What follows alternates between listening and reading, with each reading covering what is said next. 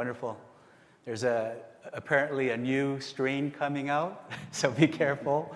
Hope everyone enjoys the show and returns home safely. Today's session is titled Infrastructure, Smart Infrastructure, Building the Future. We have an esteemed panel, movers and shakers in the industry. The combined experience is self-admittedly, maybe over 100 years. 100 years? Yeah, we won't say who's what, but a lot of experience here. So today we're going to talk about what's going on in the industry, real time on the field, what are the challenges, trends. We're going to touch on topics like diversity, inclusion, equity, privacy. Smart cities and smart infrastructure should really be about people first. All the things around sustainability and energy is really for people, right? And so those are common themes that are going to be spoken throughout the session. We only have 40 minutes, which is why in our preparation, we decided not to show slides so you can focus strictly on the conversation at hand. And maybe towards the end, if you have pressing questions, we'll take a few questions from the audience as well. But without further ado, let me introduce our wonderful panel here. So Jeff Hendler is co-founder and CEO of Logical Buildings. You want to put your hand up, say hi? Round of applause. Well, let's get the energy going. Louder. We have Say Pike, head of multifamily at ADT. I've been seeing a lot of ads about ADT smart cities, so I think you can bring a great perspective. And to my left here, Marco Argentin, VP of Product Management at Telit. And you're from Italy? Yeah. Italy, great. And we have a truly international panel here. And Karen Lightman, at my far left here, Executive Director of Metro 21, based at Carnegie Mellon University in Pittsburgh. So I'm Michael Donhan, I'll be the moderator, and I'm the co-founder and president of Repure. We're a healthy buildings OS provider, and it's my pleasure to moderate today's panel. So to set the stage for our discussion and to provide our audience here with a view to the perspective that you bring with smart infrastructure, why don't we start with Jeff? What does this title of this panel mean to you? Yeah. Smart infrastructure, first it's happening. So the title, I think, it's not building the future. The future is now. This is actually happening in the field. Buildings are becoming more interconnected, wireless, they're dispatchable, and it's opening up a lot of business models to drive decarbonization, electrification, these big energy transition themes that we'll be discussing today. Great. Say?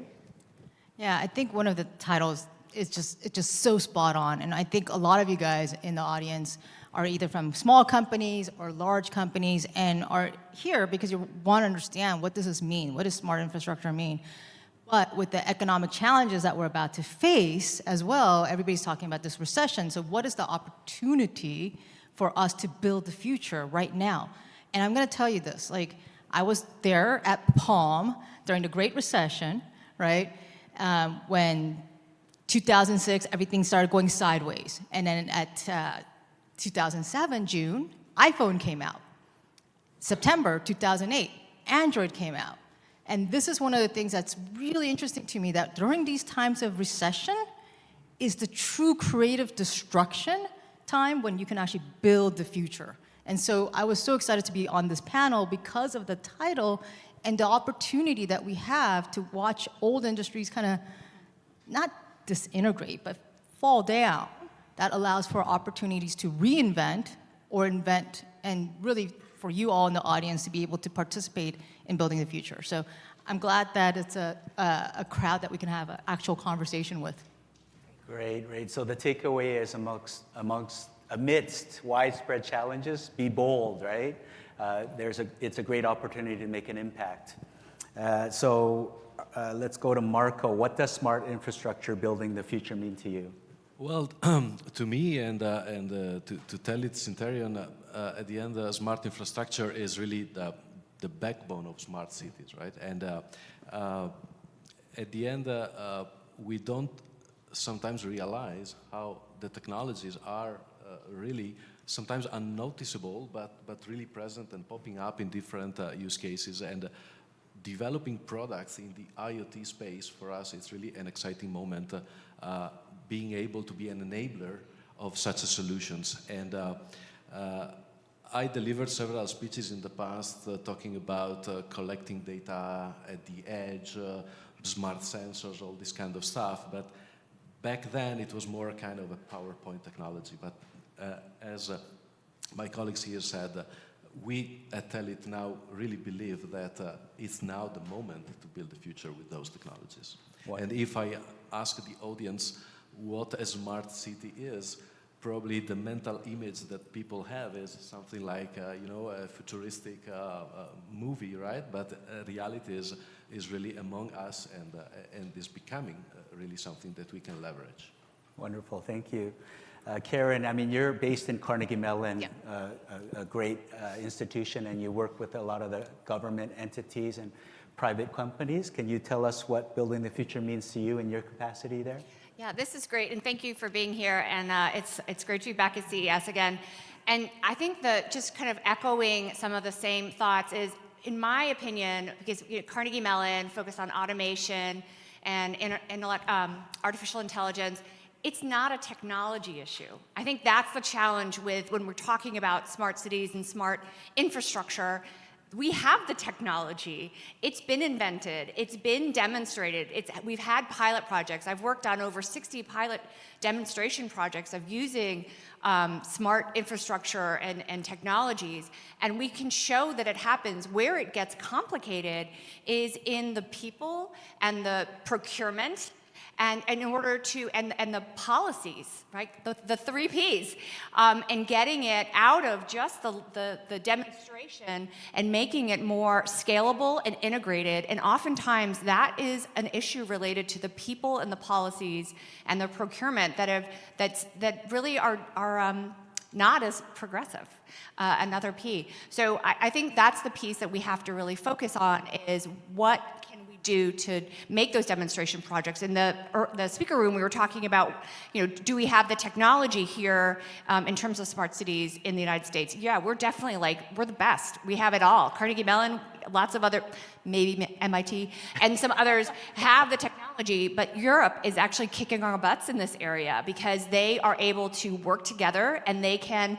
build those coalitions and have the funding to help support that. So I'm hoping that with this Infrastructure Investment Act and the funding that's coming to the states, that can inspire some of this coalition building and this public-private partnership. And folks like you to step up and affect that change, because otherwise we're just going to create more and more silos, and that is going to be, we're going to talk about diversity, equity, inclusion, and that's a big issue as well. Wonderful. So one of the things we've discussed prior to CES is data. Everyone here understands that you can't manage what you don't know, which is why data is so key. So it's clearly enabling the visions that we're describing here. The next question I have for our panel is, how is data powering the present course and future possibilities to achieve smart infrastructure? And I'm going to go back to you, Karen, because this is where your forte is. Thank you. And I think that's the issue as well, is that we've created so many silos, and so the data may be there, but it's maybe it's in a spreadsheet, or it's in a PDF, or it's on someone's laptop. When you're talking about municipalities and small, medium municipalities, maybe big cities like New York City are doing a better job. Boston's doing a great job in looking at data. But I think the incentive needs to be, we need to have that transparency, and at the same time, it needs to be safe and secure. So you're talking about edge computing, that we've got to have more of that, where not everything is being sent to the cloud and smart decisions are being made at the edge, and that we also at the same time are building trust. And so I'm part of the World Economic Forum. I'm the co-chair of the Trustworthy IoT Coalition, and it's so critical that if we're going to affect change using this IoT, this sensors everywhere and everything's connected, and the vision that a lot of my colleagues are talking about, we've got to have the trust of the community, and you've got to earn that trust. And right now there's a lot of techlash. cash. And there's a lot of concern about privacy and who owns it and who has access, because the monetization of that data has been, squandered. The trust has been lost. And so I think we have a really great opportunity with using technologies like edge computing to help address that change. I'm going to ask someone else to chime in here. How do you enforce that privacy and allow people to have agency? So I could chime in on this one. So as ADT, one of the things that we do is through security, safety. ADT is a well-recognized brand in the US, and it's immediately a trustworthy brand, right?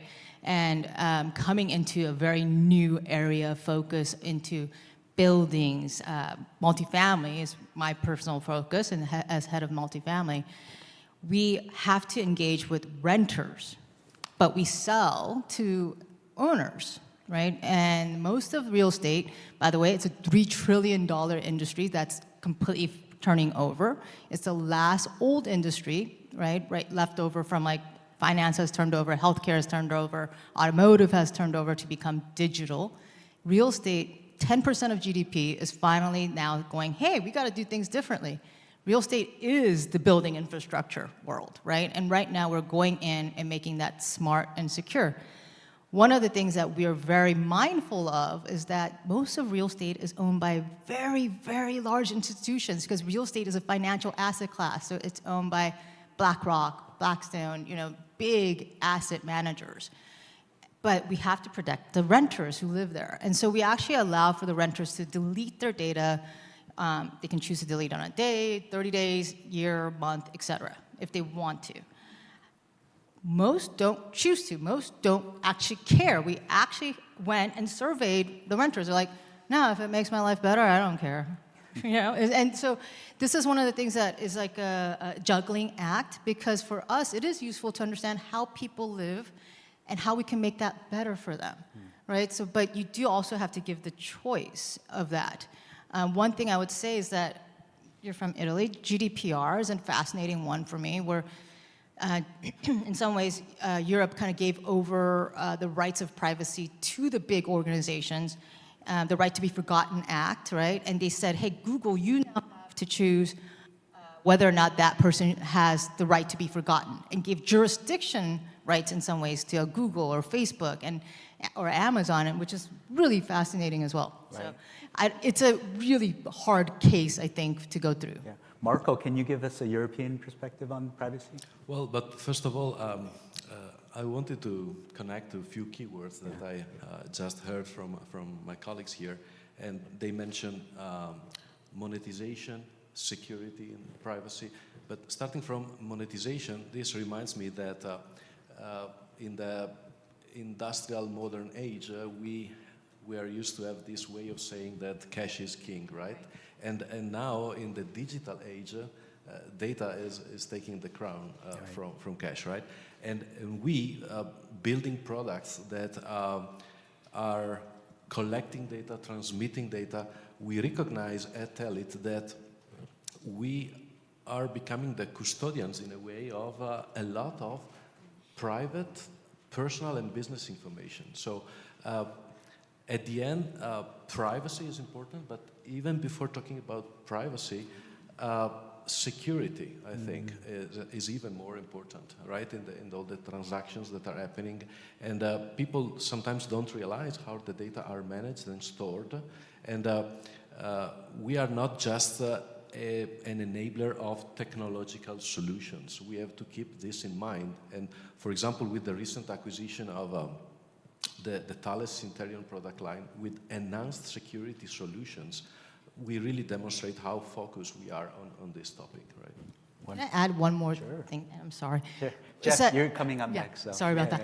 But one of the things that's really interesting from an IoT perspective, and you're the connectivity, you're like the river that we all run on, right?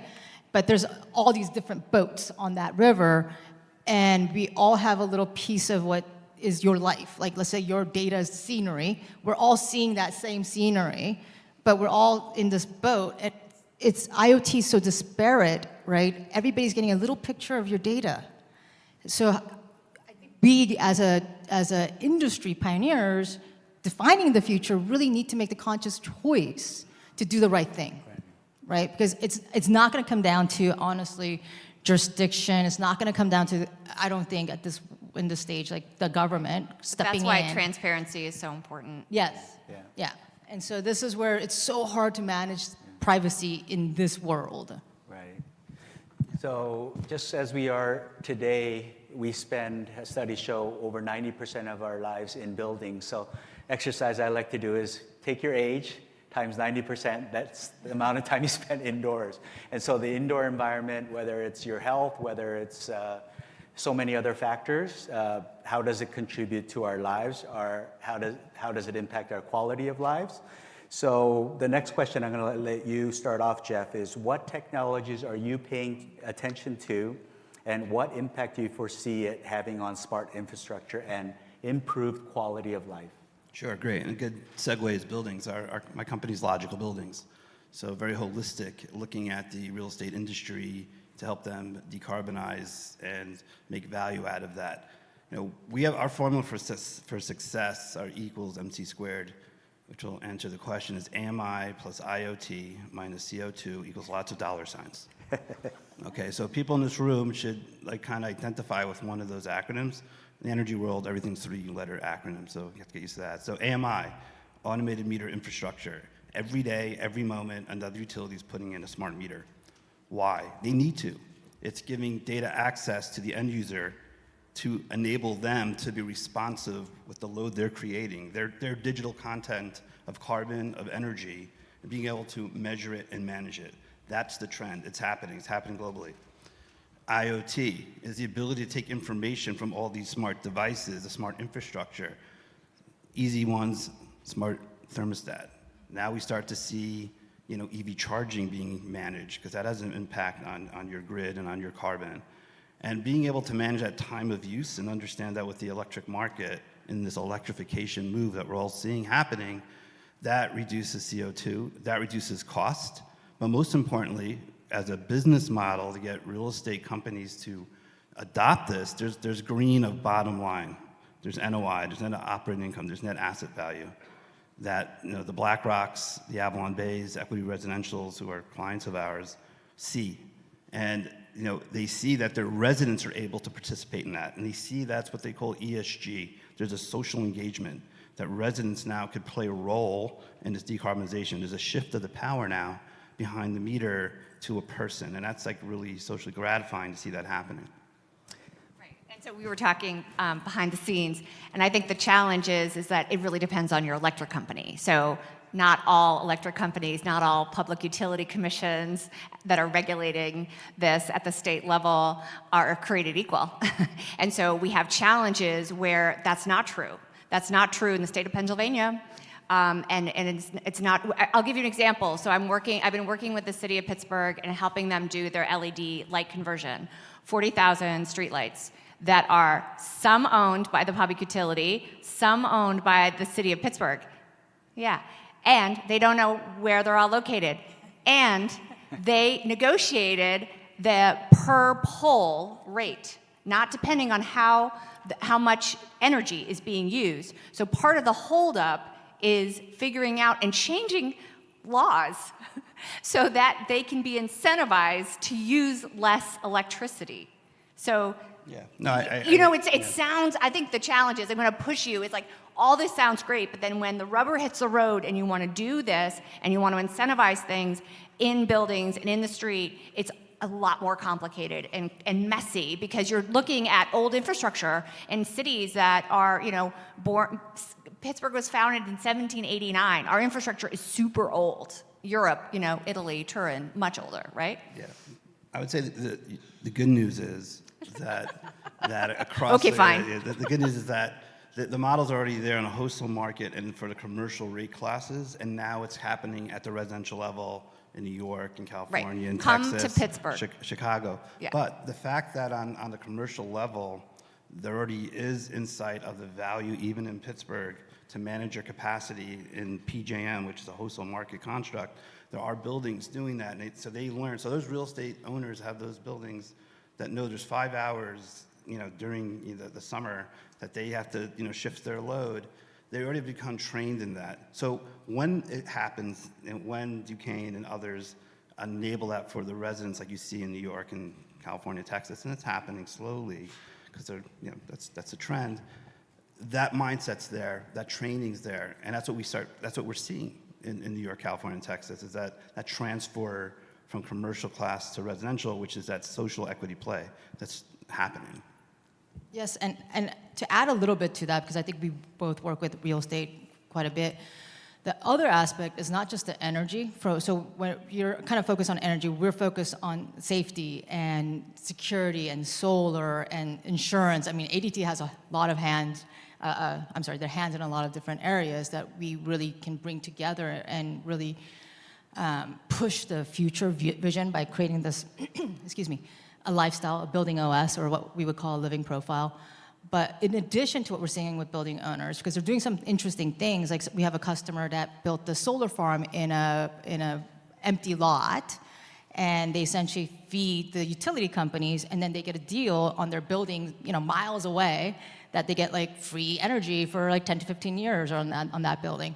And then there's other aspects of it where they rather monitor their usage, not so much for energy saving purposes, but to make sure that their pipes don't burst. Right now we have this polar freeze that comes every winter, or now the atmospheric river, right? So they're monitoring leaks, flooding, black mold, and making sure that the air comes on in like areas like Houston to make sure that black mold doesn't happen. They want to make sure that up in like Dakotas that the pipes don't freeze, so they want to make sure that the heat comes on, right? So it doesn't drop below. So it's actually not just about energy savings anymore. It's not about just energy management. It's actually how to use that energy in a smart way and automate and prevent loss, right?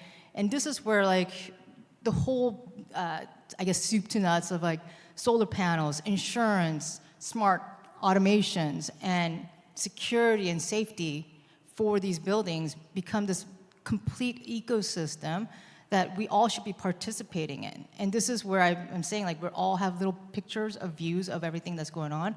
And I think the next generation, and I'm gonna talk, future, building the future, is we really need to think through from everybody in this room, like, it's not about your one technology, it's about how the ecosystem works together, right? And making it all tied together in this beautiful building OS. Marco, do you have a use case that's particularly exciting in Europe? Well, we work internationally. I mean, I come from Italy, but of course the company is now based within the quarter in California, and our business is really spread worldwide. But I can just confirm what I heard from the other panelists. At the end, it's not a matter of the technology itself. It's a matter really of the cooperation in the ecosystem, and we see this with our customers.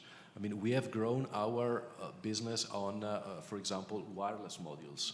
But does it matter if it is 4G, 5G, Cat-M, LTE, high category, or Wi-Fi or Bluetooth? At the end, is really a matter of finding the use case. And with our partners, we are active in smart metering, smart waste management, smart lighting, smart parking, and you name it, right? And maybe the technology underneath is always the same, but the use of it is really making the difference. Right. Yeah, I agree with Marco, a big way. I mean, Logical Building, we're an integrator. We don't create hardware, we make software through the integrations of the hardware partners. So we're partnered with Samsung. Samsung just announced here at CES a couple of days ago that their smart homes, smart things application is now Energy Star certified by the EPA. The first SHEMS, stands for Smart Home Energy Management Systems, and now a new four-letter acronym that the EPA put out. That Samsung's the first one to do that, and that's like really it's a big deal. Now appliances are smart. We're a partner of Samsung. We have demand management, demand response software built into their smart things application. So again, we're collaborating with them. But we also, and they're big on Wi-Fi, and but we can't, just do Wi-Fi. So we're connected to Comcast, and they do also LoRaWAN, and we do LoRaWAN industrial assets and being able to monitor air, water, gas, and just healthy stuff. So having partners being interoperable is really key. So it could be bespoke to each building that's out there. Interoperable is absolutely critical. So Matter, that there's got to be the Bluetooth for these IoT devices, or whatever you want to call it. Matter is making its way. Zigbee. We've got to create interoperability to break down the silos, and that's how we're going to get the scalability and integration. Yeah, the jury is still out on Matter and Thread, but it's interesting to see what's going on. There's a huge presence here too, so it's good to check those things out. So to further explore the development of technology from a humans first perspective, it goes without question that diversity is a huge thing that everyone should be thinking about. So achieving the benefits of smart infrastructure doesn't coincide with enough fostering of diversity, equity, inclusion within this space. Karen, I know you're passionate about SAY as well. Can you touch on these issues? I think, again, you have these really great, I'm excited, I'm so excited about all the things that we're talking about here and all these great technology inventions, but you need to be thinking about how, if the end user doesn't have reliable internet, okay, they don't have cell service, they don't have Wi-Fi, how will they take advantage of that? If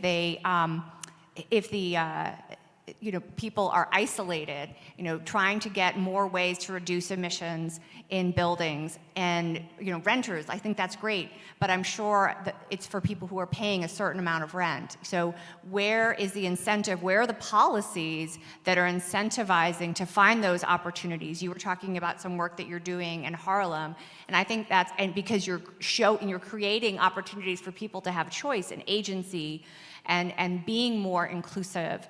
And that transparency and building trust is going to be absolutely critical. And that's always my concern, is that we create these devices and we don't think about how they're going to be connected and how they will be interconnected, and that it's leaving communities left behind. I'm working a lot in Appalachia, in rural Appalachia, and there, it's very hilly. It's where Wi-Fi goes and internet, cell service goes to die.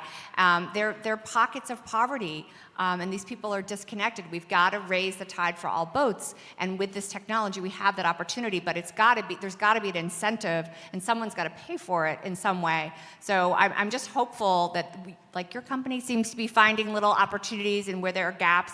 And so I'm hoping there's more opportunities for folks to take up the charge and think about non-urban areas, thinking about suburban and rural, even tribal communities, and where there's opportunity. Because it does, not to get too philosophical, but it's really an underpinning of democracy, that if you have this disconnect between have and have not in our country, which is what we have, it's going to make things worse. It's January 6th, by the way. You didn't notice. And I'll add to that. Actually, I think kind of like when you guys were talking about building the future is here right now, the business model actually is here right now. We actually have properties in South Dakota. We went there, and we were going to install smart locks, but the doors were in such bad condition that we couldn't install smart locks.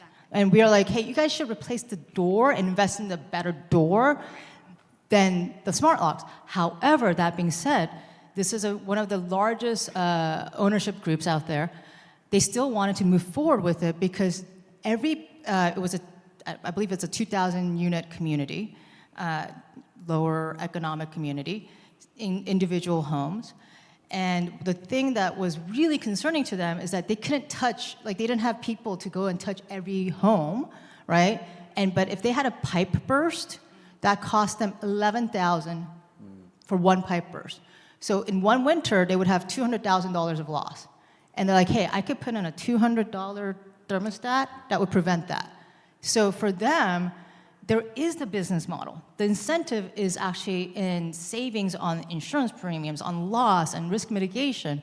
So that's driving actually access into that. But I agree with you on the connectivity side.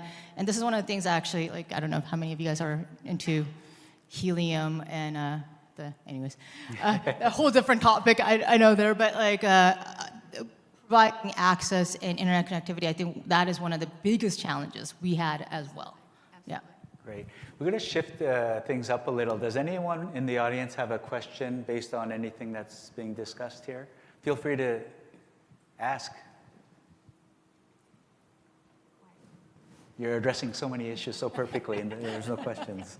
So, okay, we're going to move on. So, the next question that we're going to pose here is how does, and Marco, I'd like you to start, how does addressing smart infrastructure impact quality of life in a municipality? And what can city officials, like developers, technology developers, keep in mind as they move to create a wellness-focused built environment? Well, first of all, it is the capability of the smart infrastructure that really determine what the municipality can do, right? But before saying what should be done, when it comes to quality of life and these kind of things, my mind goes back to the pandemic period, right? And allow me to go back, even if it is not a nice topic, but when I'm thinking about it, I really see how we were all not ready, not prepared to face these unprecedented challenges. And I'm talking about simple things. I'm talking about contacting a doctor. I mean, at least in my country, before it was normal to visit the doctor to just ask for something for a normal flu, right? But now we were not allowed to do it anymore. And so working in isolation, working from remote, not being able to see faces, to have a normal life as we were used before.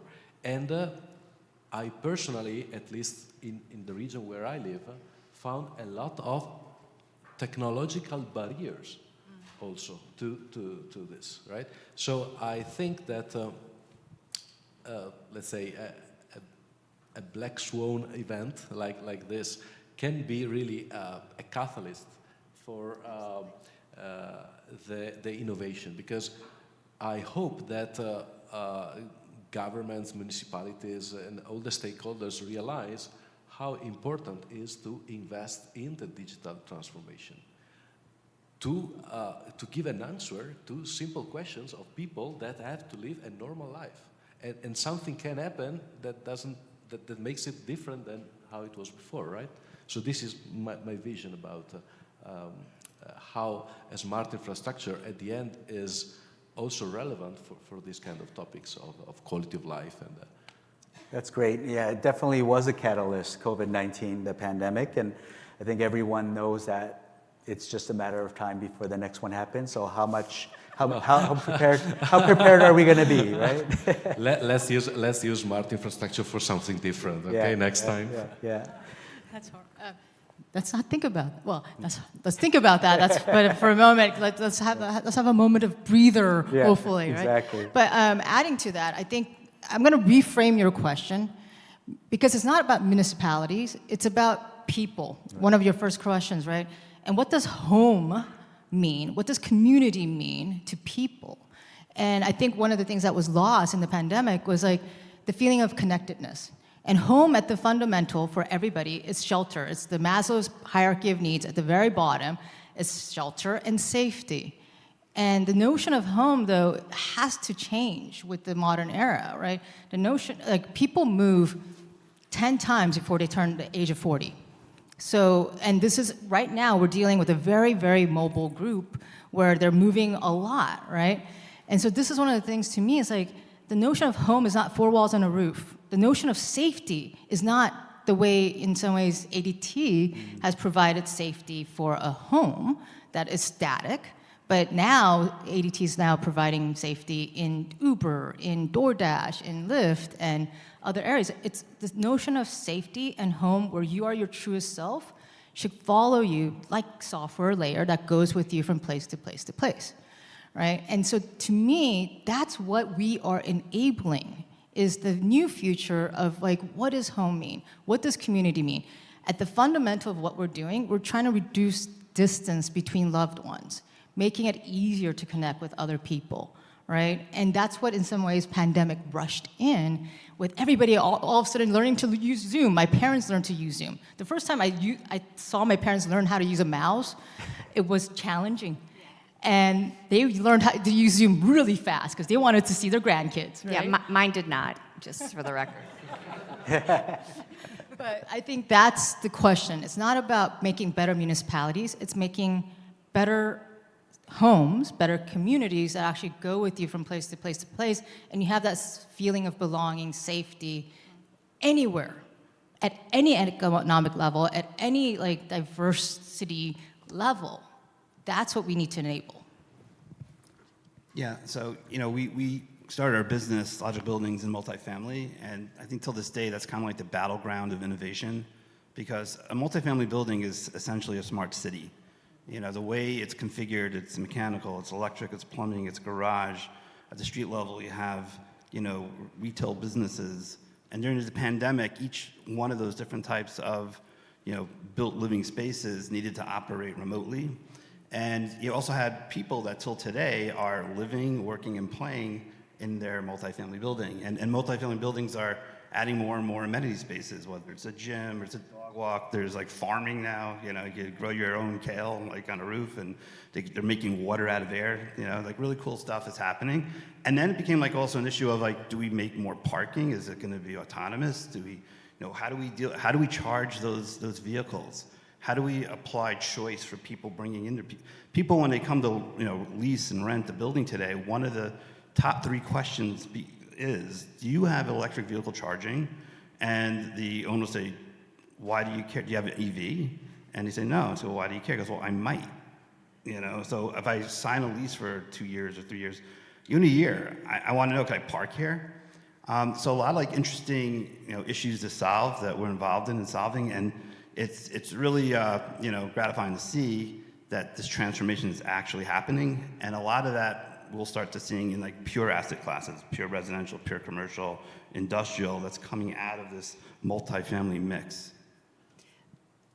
Okay, so many threads, so many things to talk about.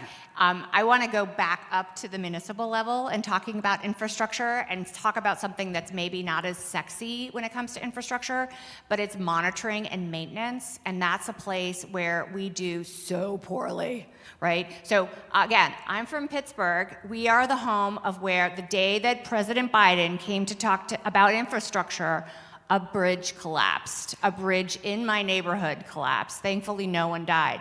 But the point is, it was rated poor. It was one of these. State blames the local, local blames state. We still don't know why it collapsed. But the point is, we have technology, actually invented at Carnegie Mellon, that is able to determine the rigidness and the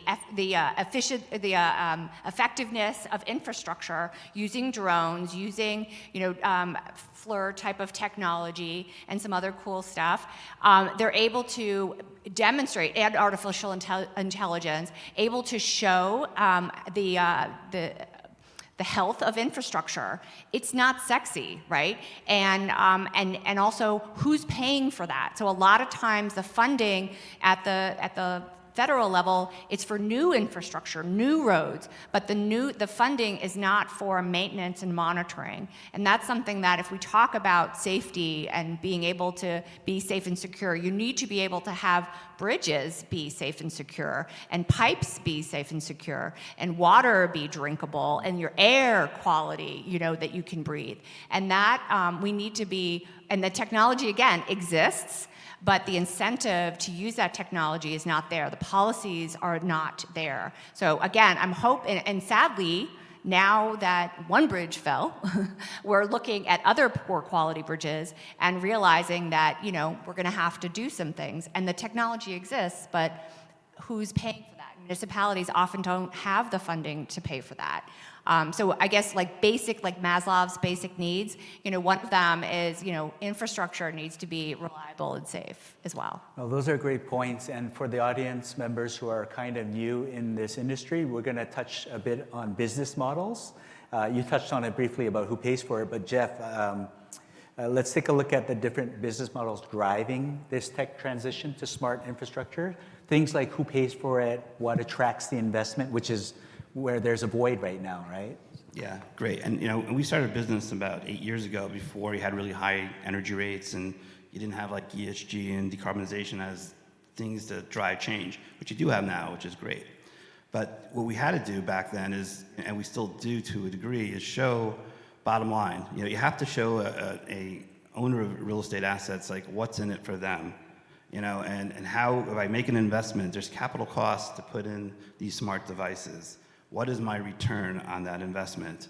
So, the way we do it is we have a SaaS model, software as a service. There's some upstart costs for the capital to go in. Now, the IRA is going to help with that. And there's like 3 buckets of value. There's tax deductions, there's incentives, capped incentives, there's tax investment credits. So that's going to help, drive math, get the good ROI and payback. But those are the ways to make it really simple to the owner. Thank you. For an owner to just follow the bouncing ball. What do I get out of it?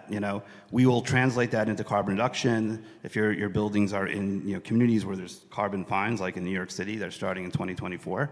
We'll lay that out as well. But it comes down to being really simple. There's an ROI. There's a way to see a payback from my investment. Great. We're running out of time, so we're going to hit our final question here. We spoke a lot about the challenges in the industry, and we are really in the early innings. It's going to be interesting to see what the next 5 years are going to show. So starting from Marco here, what are the next trends in the built space that the audience should be watching out for, let's say in the next year or so? Well, before I said that the technology itself is not relevant, but is a fact that, for example, in the space where I work, for example, 5G is really the buzzword, right? And 5G started as a consumer thing, but is going to be something that we will really use with the next generation of chipset and modules that we will design. Something that really will enable a lot of new use cases and with capabilities that will also allow us to implement machine learning, artificial intelligence, and all this kind of stuff that at the end will really enable all these smart infrastructures and smart cities. And you mentioned maintenance, for example, and we really believe that the Telit Cinterion IoT solutions with also our tools for remote management and dashboard data collection and so on can really be a key for municipalities and end users to really be able to monitor and maintain all the infrastructure, because it's not just about creating, but it's a matter of sustainability also over the lifetime. Great. We just hit the 2-minute warning, so about 45 seconds each. Yeah. Okay, I'll try to be fast. I think one of the things that I kind of went back on is that I agree that in some ways, like, technology is already there. Everything's already there. Business model, I think, is one of the things that are challenging. I also think that interoperability is one of the things that's very, very challenging. And data privacy, we're all seeing the same data. How do we actually make that all work together? And I'll go back to, like, right now, we are in this moment of invent or die. Like, with the recession coming, we're gonna have a moment of invent or die. And I wanna change this paradigm of what we say is a recession as creative destruction. This is such a great opportunity for us to take the technology that exists, take the connectivity that exists, take some of the things that are already being worked on the municipality level, and really understand the problem, right? Like you're saying, on the maintenance side, that's a huge challenge. And somebody needs to solve that. And so I'm really excited about being in this room, sharing with you guys, because I would love to know, like, what you all are working on that can solve some of these problems out there. Because for right now, a lot of the companies, the big companies, if they don't reinvent, they'll die. You're either going to be Blockbuster or Netflix. You're going to be BlackBerry or Apple iPhone. And I know I'm just running out of time. But that was one thing. I was at Palm, and I was competing against BlackBerry. Didn't see Apple coming with their touchscreen, right? Which opened up this walled garden of application marketplace that allowed any app developer to get ideas out there fast. Whoever owns that marketplace will do great, right? Great. And I think that's where the true opportunity is right now for what we can see going forward. Great. We see definitely, a lot of cost-cutting opportunity because of, the inflation, whether it's recession. Cost-cutting becomes really a big deal. So any technology that enables you to save money, really valuable. Now, the other thing that's happening is that grid services are getting paid for by utilities everywhere. For consumers, the challenge now is getting them educated on that. It's just acknowledgement of where they are. Yes, there's a lot of pockets that need to get there in the United States, but some major metropolitan markets, again, the Northeast, West Coast, and South, now have this available. And that's only going to be proving ground for other states to take note to deliver the same types of value. I'm going to steal my mic back. So I guess my closing words, and this is the advice that I give my kids as well, is the world is becoming automated and electrified. And that's going to be really critical that as that world is developing, that we think about diversity, equity, and inclusion, and belonging, that we make sure that the tide is rising for all boats, and there's opportunities in that as well. Those are my closing words, is electrification and automation. It's happening, and get on for it. So on behalf of our panel here, we thank you for attending this session. We hope you got something good out of it. A lot of the stuff that we've been talking about, you can see at the North Hall, where smart cities and infrastructure. We wish you a great rest of the show, and be safe. Thank you.